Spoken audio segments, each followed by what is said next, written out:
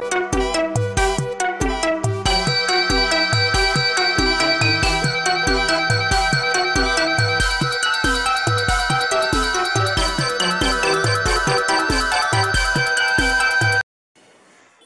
Morning friends, ఈరోజు pin hole camera ఏ విధంగా తయారు చేద్దామో తెలుసుకుందాం.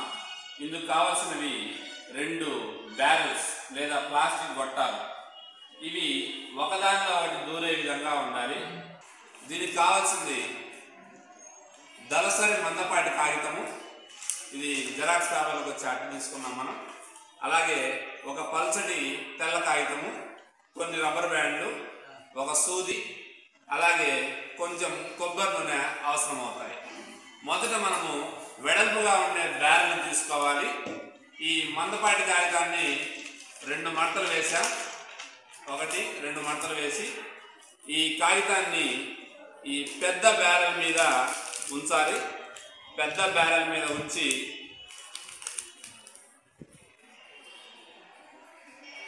రబ్బర్ బ్యాండ్స్ వేసేయాలి కదలకుండా.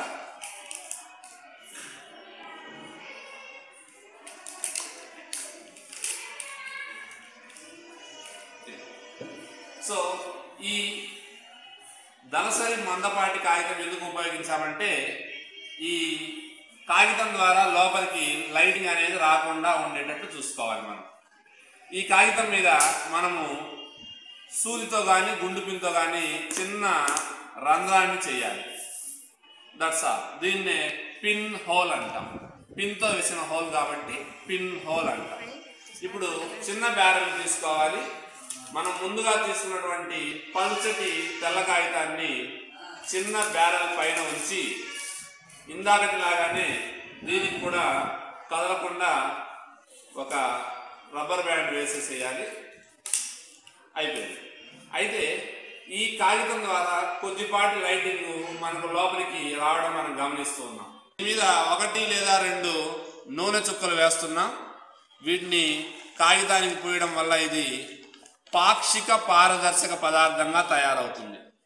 అంటే కొంత భాగం లైటింగ్ మనకి లోపలికి రావడం మనం గమనిస్తున్నాం. లోపల తెల్లగా పాక్షికంగా కాంతి అనేది రావడం గమనిస్తున్నాం. సో ఇప్పుడు మనకి పిన్ హోల్ కెమెరా రెడీ అయిపోయినట్టే లెక్క.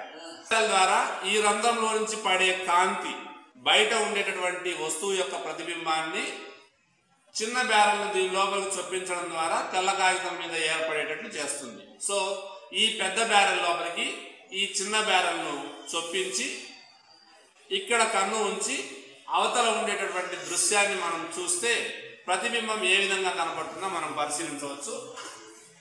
ఇప్పుడు నేను ఎదురుగా ఉండే కిటికీకి ఫోకస్ చేస్తున్నాను. ఇప్పుడు మనము కిటికీ యొక్క ప్రతిబింబాన్ని చూస్తున్నాం. కొంచెం లోపలికి అంటే ఎలా ఉంటుంది, క్లారిటీ పెరిగింది. కొంచెం మళ్ళీ కొంచెం బయటికి అందాం, కొద్ది క్లారిటీ తగ్గింది. కొంచెం ముందుకు అందాం, ఇంకొంచెం ముందుకు అంటున్నాం.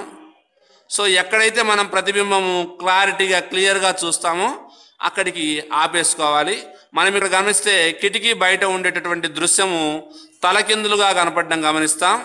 ఆకాశము పైన ఉండాల్సింది కింది వైపుకి వచ్చింది, నీలం రంగులో కనిపిస్తుంది. కింద ఉండాల్సిన బిల్డింగ్ పై వైపుకి పసుపచ్చ రంగులో కనపడడం మనం గమనిస్తూ ఉన్నాం.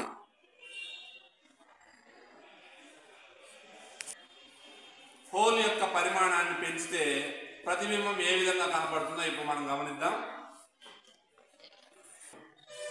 ఇప్పుడు కొంచెం కొంచెం లోపలికి జరుగుతున్నాం. ఇక్కడ కొంచెం క్లారిటీగా తగ్గింది. క్లారిటీ కొంచెం బయటికి అందాం, కొంచెం బయటికి, కొంచెం బయటికి, కొంచెం లోపలికి, కొంచెం లోపలికి. రైట్. ఇక్కడ మనకి ప్రతిబింబం స్పష్టంగా క్లారిటీగా కనిపిస్తుంది. 5 రంధ్రాలు ఉన్నప్పుడు ప్రతిబింబం ఏ విధంగా కనిపిస్తుందో మనం పరిశీలిద్దాం.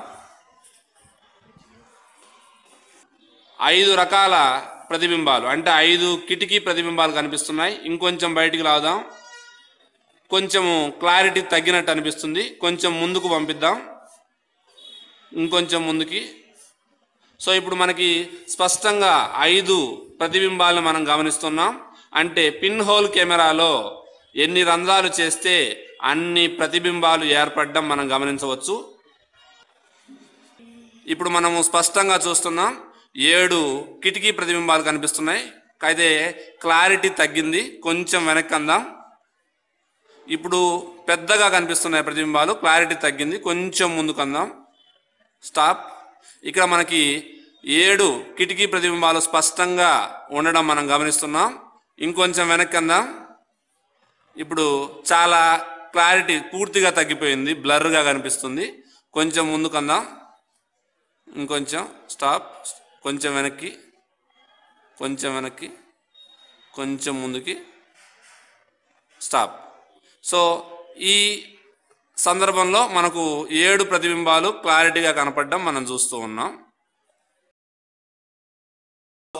ఇదే పిన్ హోల్ కెమెరా తయారీ మరియు పనిచేసే విధానం. ఒకసారి మనం సింపుల్గా చూద్దాం.